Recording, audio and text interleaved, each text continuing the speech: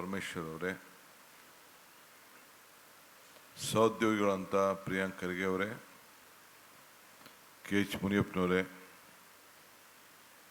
ಈಶ್ವರ್ ಖಂಡ್ರೆ ಅವರೇ, ನಮ್ಮ ಶರಣ್ ಪ್ರಕಾಶ್ ಪಾಟೀಲ್ರವರೇ, ಖಾದರ್ ಅವರೇ,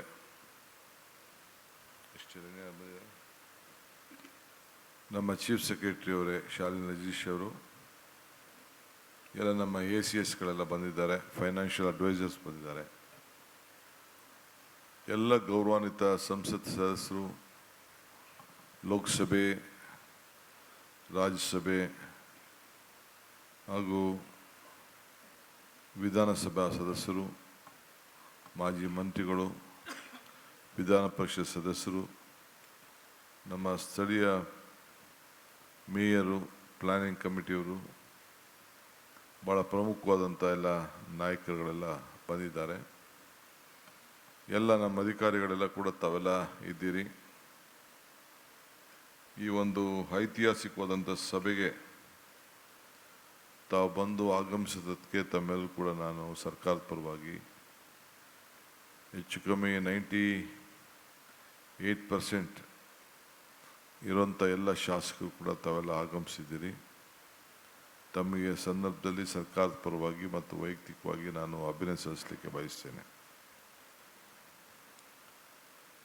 ಕಳೆದ ತಿಂಗಳು 3ನೇ ತಾರೀಕು ಕಾಂಗ್ರೆಸ್ ಪಕ್ಷದ ವರಿಷ್ಠರು ನನಗೆ ಅಧಿಕಾರವನ್ನು ಸಿದ್ದರಾಮಯ್ಯರ ಮುಖಾಂತರ ಹಸ್ತಾಂತರವನ್ನು ಮಾಡಿದ್ದಾರೆ. ನನಗೂ ಕೂಡ ತಮಗೆಲ್ಲ ಗೊತ್ತಿದೆ, ನಾನು 89ರಿಂದ ಸತತವಾಗಿ ವಿಧಾನಸಭೆಯಲ್ಲಿ ಇದ್ದು ಸುಮಾರು 5-6 ಸಂಪುಟಗಳಲ್ಲಿ ಕೆಲಸ ಮಾಡಿ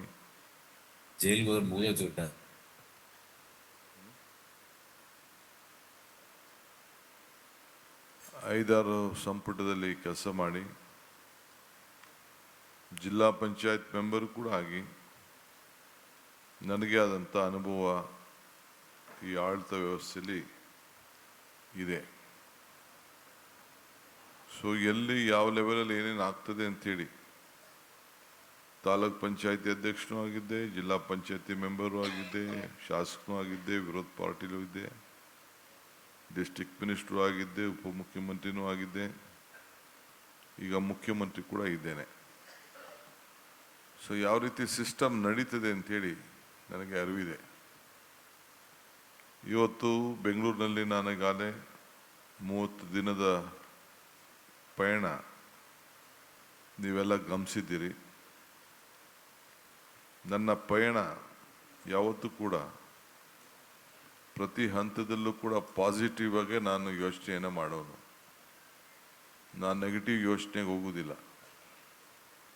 ನಮಗೆ ನಿಮಗೆಲ್ಲರೂ ಕೂಡ ಜನಪ್ರತಿನಿಧಿಗಳಿರ್ಬೋದು, ಇಲ್ಲ ಕಾರ್ಯಾಂಗ ಇರ್ಬೋದು, ಅಧಿಕಾರಿಗಳಿರ್ಬೋದು, ನಾವೆಲ್ಲ ಸೇರಿ ಒಟ್ಟಿಗೆ ಕೆಲಸ ಮಾಡಿದ ಮಾತ್ರ ಜನರ ಸಮಸ್ಯೆಯನ್ನು ಸ್ಪಂದಿಸಲಿಕ್ಕೆ ಸಾಧ್ಯ. ನಾವು ಜನ ನಮ್ಮ ಮೇಲೆ ಅಪಾರ ವಿಶ್ವಾಸ ವ್ಯಕ್ತಪಡಿಸಿದ್ದಾರೆ, ನಿರೀಕ್ಷೆ ಮಾಡಿದ್ದಾರೆ. ದೊಡ್ಡ ಅಪಾಯದ ಸಂದರ್ಭದಲ್ಲೂ ಕೂಡ ಈ ದೊಡ್ಡ ಬರಗಾಲ ಈಗಾಗಲೇ ಪ್ರಧಾನಮಂತ್ರಿಗಳು ಘೋಷಣೆ ಮಾಡ್ದಂಗೆ ಇಡೀ ನಮ್ಮ ಭಾರತದಲ್ಲೇ ಅದೊಂದು ಭೀಕರವಾದಂಥ ಬರಗಾಲ ಬರ್ತದೆ ಅಂಥೇಳಿ ನಮಗೆ ಮುನ್ಸೂಚನೆಯನ್ನು ಕೊಟ್ಟಿದ್ದರು. ಆದರೆ ಮಧ್ಯದಲ್ಲಿ ಸ್ವಲ್ಪ ಕಡೆ ಕೆಲವು ಭಾಗದಲ್ಲಿ ಮಳೆ ಕೂಡ ಪ್ರಾರಂಭ ಆಗಿದ್ದು ಕೂಡ ನಾವೆಲ್ಲ ವರದಿಯನ್ನು ನಾವು ನೋಡ್ತಾ ಇದ್ದೇವೆ. ಈಗ ಮೊನ್ನೆ ತಾನೇ ಫಸ್ಟು ನಾನು ಅಧಿಕಾರ ತೆಗೆದುಕೊಂಡಂಥ ಮೊದಲನೇ ವಾರದಲ್ಲೇ ನಮ್ಮ ಕೇಂದ್ರ ಸಚಿವರಾದಂಥ ಪಾಟೀಲ್ರವರು, ನೀರಾವರಿ ಸಚಿವರು, ಜಲಶಕ್ತಿ ಮಂತ್ರಿಗಳು, ಅವ್ರನ್ನ ಮತ್ತು ತೆಲಂಗಾಣ ಮುಖ್ಯಮಂತ್ರಿನ, ಅಂದರೆ ನಿಮ್ಮ ಭಾಗದ ಸಮಸ್ಯೆ ಇದು, ಈ ಕಲ್ಯಾಣ ಕರ್ನಾಟಕದ ಒಂದು ದೊಡ್ಡ ಸಮಸ್ಯೆ. ತೆಲಂಗಾಣ ಮುಖ್ಯಮಂತ್ರಿಗಳು, ಆಂಧ್ರ ನಮ್ಮ ರೇವಂತ್ ರೆಡ್ಡಿಯವರು, ಆಂಧ್ರ ಮುಖ್ಯಮಂತ್ರಿಗಳಂಥ ಚಂದ್ರಬಾಬು ನಾಯ್ಡುರವರು, ನಾನು CR ಪಾಟೀಲ್ ಅವರ ನೇತೃತ್ವದಲ್ಲಿ ಮಧ್ಯಸ್ಥಿಕೆಯಲ್ಲಿ ಒಂದು ಐತಿಹಾಸಿಕವಾದಂಥ ಚರ್ಚೆಯನ್ನು ನಡೆಸಿ ಸುಮಾರು ವರ್ಷಗಳಿಂದ ಏನು ನಾವು 33 TMC ನೀರನ್ನು ನಾವು ಆ ಹೂಳು ತುಂಬಿ ಇವತ್ತು ಆ ನೀರಿನ ವಂಚನೆ ಆಗಿದೆ.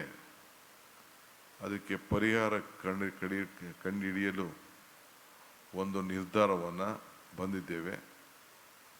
ಅವರು ಅನೇಕ ಸಲಹೆಗಳನ್ನು ನಮ್ಮ ಸಲಹೆಗಳನ್ನು ಒಪ್ಪಿದ್ದಾರೆ. ನಮ್ಮ ಕೇಂದ್ರದ ಸಚಿವರು ಕೂಡ ನಮ್ಮ ಜೊತೆ ಕೈ ಜೋಡಿಸಲಿಕ್ಕೆ ಸಹಕಾರವನ್ನು ಕೊಟ್ಟಿದ್ದಾರೆ. ಆಂಧ್ರ ಪ್ರದೇಶದ ಮುಖ್ಯಮಂತ್ರಿಗಳು ಮತ್ತು ತೆಲಂಗಾಣ ಮುಖ್ಯಮಂತ್ರಿಗಳು ಚಂದ್ರಬಾಬು ನಾಯ್ಡು ಮತ್ತು ರೇವಂತ್ ರೆಡ್ಡಿಯವರು ಕೂಡ ಅವರು ಕೂಡ ಬಂದು ಆ ಸಭೆಯಲ್ಲಿ ಭಾಗವಹಿಸಿ ಬಹುಶಃ ನಾವು ತೆಗೆದುಕೊಂಡಂಥ ಭಾಳ ದೊಡ್ಡ ನಿರ್ಣಯ ಕೃಷ್ಣ, ಕಾವೇರಿ, ಗೋದಾವರಿ ಈ ಮೂರು ಕೂಡ ಜೋಡಣೆಯನ್ನು ಮಾಡಿ ಇದಕ್ಕೆ 1 ಲಕ್ಷ ಕೋಟಿ ರೂಪಾಯಿ ಹಣವನ್ನು ಕೇಂದ್ರ ಸರ್ಕಾರವೇ ಇದಕ್ಕೆ ತೆಗೆದುಕೊಂಡು 90-10 ಅಲ್ಲಿ ನ್ಯಾಷನಲ್ ಪ್ರಾಜೆಕ್ಟ್ ಆಗಿ ಅದನ್ನು ಘೋಷಣೆ ಮಾಡಲಿಕ್ಕೆ ಈಗಾಗಲೇ ನಾವು 3 ಜನ ಕೂಡ ಅವರಿಗೆ ಸಮ್ಮತಿಯನ್ನು ಕೊಟ್ಟಿದ್ದೇವೆ. ಅದನ್ನು ಸದ್ಯದಲ್ಲಿ ಅವರು ಏನು ಘೋಷಣೆ ಮಾಡಬೇಕು ಆ ಕೆಲಸ ಕೂಡ ಮಾಡ್ತೇವೆ.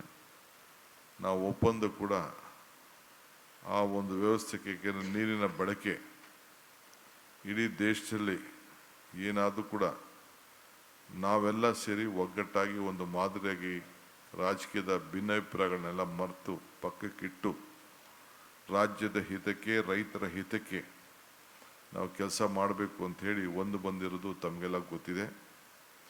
ಆ ಜಿಲ್ಲೆಯ ನಮ್ಮ ಕೊಪ್ಪಳ, ರಾಯಚೂರು ಮತ್ತು ಬಳ್ಳಾರಿ ಜಿಲ್ಲೆ ಶಾಸಕರು, ಸಂಸತ್ ಸದಸ್ಯರು, ದಾವಣಗೆರೆಯಲ್ಲ ಕೂಡ ಆ ಸಂದರ್ಭದಲ್ಲಿ ಬಂದು ಅವರು ಕೂಡ ಸಾಕ್ಷಿಯಾಗಿ ಆ ಕಾರ್ಯಕ್ರಮದಲ್ಲಿ ಪಾಲ್ಗೊಂಡಿದ್ದರು.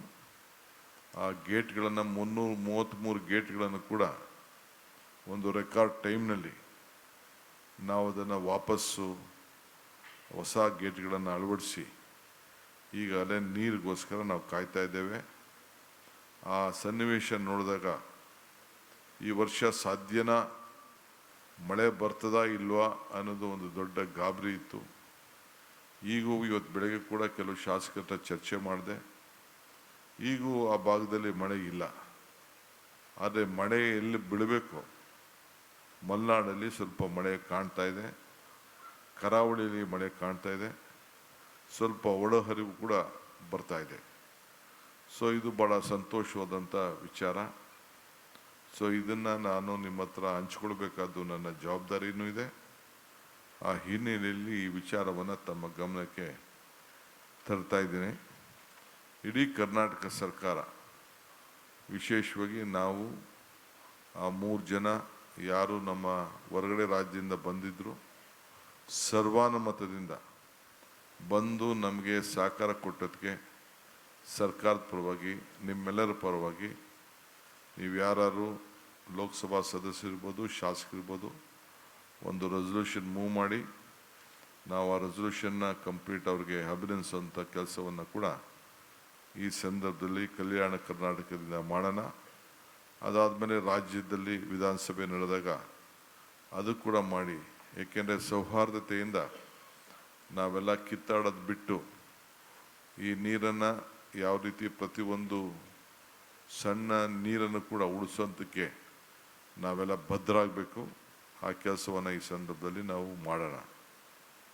ಇನ್ನೊಂದು ಭಾಳ ಪ್ರಮುಖವಾದ ವಿಚಾರ, ಇವತ್ತು ನಾನು ಮೊದಲನೇ ಸಭೆಯನ್ನು ಈ ಕಲ್ಯಾಣ ಕರ್ನಾಟಕದಿಂದ ಪ್ರಾರಂಭ ಮಾಡಿದ್ದೇನೆ. ನಿನ್ನೆ ತಾನೇ ನಾನು ಬೀದರ್ ಜಿಲ್ಲೆಗೆ ಹೋಗಿ ಬಸವ ಕಲ್ಯಾಣ, ಇದು ಬಸವನ ನಾಡು, ಅವರ ಆಚಾರ ವಿಚಾರದಲ್ಲಿ ನಾವೆಲ್ಲ ಒಪ್ಪಿರೋರು, ಅವರ ತತ್ವದಲ್ಲಿ ನಾವೆಲ್ಲ ಬದುಕ್ತಾ ಇರೋರು, ಅವರ ಮಾರ್ಗದರ್ಶನದಲ್ಲಿ ನಮ್ಮ ಹೆಜ್ಜೆಯನ್ನು ಗುರುತನ್ನು ನಾವು ಇಟ್ಕೊಂಡು ನಾವು ಸೇವೆಯನ್ನು ಮಾಡ್ತಾ ಇರೋರು, ಸಮಾನತೆಯಿಂದ ನೋಡಬೇಕು ಅಂಥೇಳಿ ನಮ್ಮ ಕಾರ್ಯಕ್ರಮವನ್ನು ನಾವು ರೂಪಿಸಿರೋರು. ಇವತ್ತು ಆ ಹಿನ್ನೆಲೆಯಲ್ಲಿ ಇವತ್ತು ನಾನು ಮೊದಲು ಆ ಸ್ಥಳಕ್ಕೆ ಹೋಗಿ ಅನುಭವ ಮಂಟಪ ಹಳೆಯ ಮಂಟಪಕ್ಕೂ ಕೂಡ ಭೇಟಿ ಕೊಟ್ಟು ಅಲ್ಲಿ ಈಗ ನಡೀತಾ ಇರೋಂಥ ಮಂಟಪದ ಕೆಲಸವನ್ನು ಕೂಡ ವೀಕ್ಷಣೆ ಮಾಡಿ, ಅಲ್ಲಿಂದ ಬೀದರ್ಗೆ ಹೋಗಿ ಅಲ್ಲಿ ಬಸವ ಕಲ್ಯಾಣದಲ್ಲಿ ಎಲ್ಲ ವರ್ಗದ ಜನರ